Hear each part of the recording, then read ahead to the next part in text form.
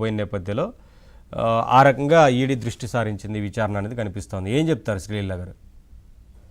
ముందుగా ఏబిఎన్ ఆంధ్రజ్యోతి ప్రేక్షకులకు అలాగే ప్యానెల్లో ఉన్న సభ్యులకు నవీన్ గారు మీకు అందరికి గుడ్ ఆఫ్టర్నూన్ అండి.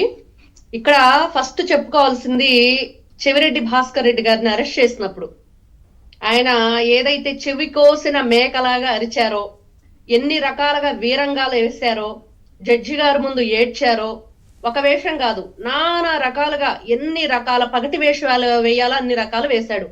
వెన్ను నొప్పి అన్నాడు, కాలు నొప్పి అన్నాడు, ట్రీట్మెంట్ అన్నాడు. ఎలాగైనా సరే బెయిల్ కోసం అప్లై చేసి చివరికి విఫలమై ఎలాగలాగా తంటాలు పడి విజయం సాధించినట్లుగా ఓతగా మరి చూసాం. వాళ్ళ ఆర్భాటాలు, హంగులు, జనాలు, ఆ ర్యాలీలు జనవరిలో చేశారు. ఇవన్నీ అయితే మరి ఆ రోజున ఆయన మాట్లాడిన మాటలు, నేను చాలా మంచివాణ్ణి, నేను చాలా బుద్ధిమంతుణ్ణి, నేనేదో వేద పాఠశాల నడుపుతున్నాను. వేద పాఠశాల నడుపుతుంటావో ఎంత నిజమో మరి తెలియదు కానీ వేదాలు చదివి మనల్కి ఆశీర్వచనం ఇచ్చే ఆ బ్రాహ్మణుడి భూమిని కొట్టేయటం కూడా అంతే నిజం. ఫస్ట్ అది తెలుసుకోవాలి. ఇరుగు పొరుగునున్న వాళ్ళు వాళ్ళ పేరును కూడా ఈయన మరి ఆస్తులు కొనుగోలు చేశారంటే అర్థం చేసుకోవాలి. ఇంట్లో ఉన్న పని వాళ్ళ పేరున ఆస్తులు కొనుగోలు చేశారంటే అర్థం చేసుకోవాలి. అంటే ఎన్ని రకాలుగా, అంటే ఒక్క సంవత్సరంలోనే 2021-23 మధ్య ఇన్ని ఆస్తులు ఎక్కడి నుంచి వచ్చినాయి, ఏ విధంగా వీళ్ళు ఆ భూములు కొనుగోలు చేయటం కానివ్వండి, అరవిందో సంస్థకి అమ్మేయటం కానివ్వండి, ఆ డబ్బులతో వీళ్ళ సొంత కంపెనీల్లో లావాదేవీలు నడిపించటం, ఎవరైతే ఈ మోహిత్ రెడ్డి తల్లి, వీళ్ళ తమ్ముడు వీళ్ళందరూ ఉన్నారో వాళ్ళ పేరునున్న ఈ అకౌంట్స్ ఉన్నాయో అవన్నీ కూడా ఈ రోజున వాళ్ళ ముందు పెట్టి ఆధారాలతో సహా అడిగితే ఏం చేస్తారు? మౌనమే అర్ధాంగీకారం అన్నట్లుగా సైలెంట్ గా ఉండిపోయారు. అదే తెలుస్తుంది ఎన్ని రకాలుగా ఆయన మాట్లాడిన మాటలు. ఎవరైతే ఈ చెవిరెడ్డి భాస్కర్ రెడ్డి అనే వ్యక్తి ఉన్నాడో వీళ్ళు ఫోరెన్సిక్ ఆధారాలు లేకుండా చేశారు. మద్యం కుంభకోణంలో 375 కోట్ల డాక్యుమెంట్లో సమానమైన 350 టెరాబైట్ల డేటాను ధ్వంసం చేశారు. ఎన్ని రకాలుగా అండి? 2019 నుంచి 24 మధ్య ఎప్పటికప్పుడు వ్యవస్థీకృతంగా డేటాను ధ్వంసం చేస్తూ వచ్చారు. ఎందుకు చేశారు అంటే వీళ్ళ నిజస్వరూపం బయటపడుతుంది. ఒక చెవిరెడ్డి భాస్కర్ రెడ్డా, రాజు కసిరెడ్డా, విజయసాయి రెడ్డా, ధనుంజయ రెడ్డా, లేకపోతే ఇంకొహరా బోలెడంత మంది ఉన్నారు దీంట్లో. జగన్మోహన్ రెడ్డి బ్యాచ్ జే బ్రాండ్ నమ్మి ఆ మహిళల తాడిబట్లు తెగటానికి కారణమైన వీళ్ళు ఈ రోజున ఇంత భయంకరంగా కోట్లాది రూపాయల ఆస్తుల్ని మరి ఏ విధంగా కూడబెట్టారంటే ఏం సమాధానం చెప్తారండి? మహిళల తాడిబొట్లు తెంచేశాము, మాకు పాపం పుణ్యం సంఘ నీతి గాని దైవ ప్రీతి గాని పాప భీతి గాని అనేది లేదు, మేము ఇలానే ఉంటాం, ప్రజల ప్రాణాలతో ఆటలాడతాం, మాకు డబ్బే ముఖ్యం, డబ్బు భలే జబ్బు అన్నట్లుగా వీళ్ళ వ్యవహారం నడిచింది. ఈ రోజున ఇట్లాంటి వ్యక్తుల్ని వదిలిపెట్టాలా? ఇప్పటికి కూడా వాళ్ళ కొడుకు మాట్లాడుతున్నాడు మీడియాతో.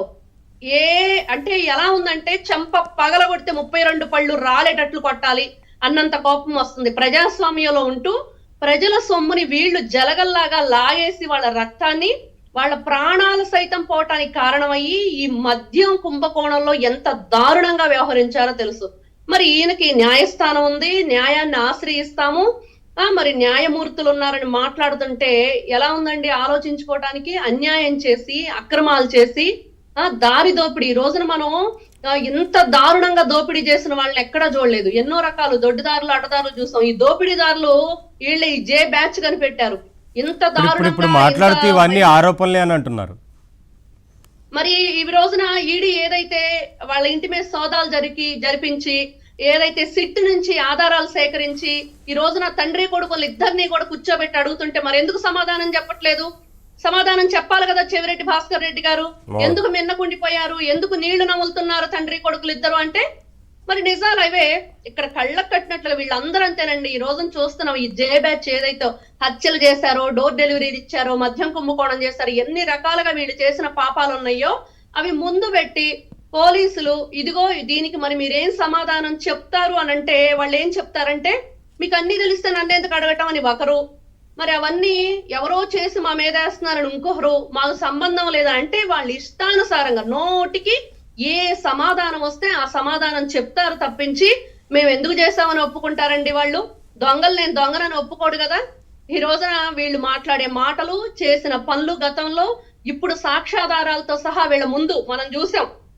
ఎవరైతే వెంకటేష్ నాయుడు ఈ చెవిరెడ్డి భాస్కర్ రెడ్డి స్నేహితుడు ఉన్నాడు, మరి స్వయంగా ఈ చెవిరెడ్డి భాస్కర్ రెడ్డి ప్రెస్ మీట్ పెట్టి ఈ వెంకటేష్ నాయుడు నా సన్నిహితుడు, నా కుటుంబానికి ఆయన కుటుంబానికి మంచి సాన్నిహిత్యం ఉంది, మరి ఆయన టార్గెట్ చేసింది ప్రభుత్వం ఎంత దారుణంగా ఉందని చెప్పి మాట్లాడారు. తర్వాత ఆయన ఎవరో నాకు తెలియదని కూడా మాట్లాడారు. దుబాయ్ లో ఏం చేశారు, బంగారు బిస్కెట్లు ఎలా కొనుగోలు చేశారు, స్పెషల్ ఫ్లైట్స్ లో ఆ వెంకటేష్ నాయుడు ఎందుకు తిరిగాడు, ఒకటి కాదు వెంకటేష్ నాయుడు భార్య చేత కూడా ఆయన ఫోన్ ఓపెన్ చేయడానికి వీల్లేదని చెప్పి కేసు వేయించిన వీళ్ళు ఈ రోజున మరి మాకు సంబంధం లేదని ఎలా చెప్తారు? బ్రాహ్మణుడు భార్య మరి ఆ రోజున వాళ్ళ కుటుంబం మాట్లాడలేదా, మా భూమి కొట్టేశారని అందరం చూసాం కదా మీడియా ముఖంగా. చెవిరెడ్డి భాస్కర్ రెడ్డి గారు ఎలక్షన్ టైం అసలు తిరుపతిని వీళ్ళు ఏ విధంగా రాజ్యం వేలారో చెప్పనండి. ఆ చుట్టుపక్కల ఎన్ని రకాలుగా ఈ తుడాకు సంబంధించినవి కానీ ఇవన్నీ కూడా ఎన్ని రకాలుగా వీళ్ళు అక్కడ బస్టు పట్టించారు, ఎన్ని విధాలుగా వాటిని రాంగ్ రూట్ లో వీళ్ళు యూజ్ చేశారు. ఆ వ్యాన్ ఎక్కడ తిరిగింది, ఆ దానికి సంబంధించిన ఏదైతే ఆ వెహికల్ ని డబ్బుని అటు ఇటు మార్చడానికి వీళ్ళు ఉపయోగించింది అన్ని గూగుల్ మ్యాప్ లో సాక్ష్యాధారాలు సహా ఉన్నాయి. అక్కడ ఉన్న రిజిస్టర్ లో ఏం రాశారు, ఆ వెహికల్ ఆ తిరగని ప్రాంతంలో అక్కడ ఎందుకు వాళ్ళు దాంట్లో అక్కడ రిజిస్టర్ లో వీళ్ళు మరి రాసి ఉంది, అవన్నీ అడిగితే ఎక్కడ ఎవరు సమాధానం చెప్పరు. కానీ నిజాలు అవే.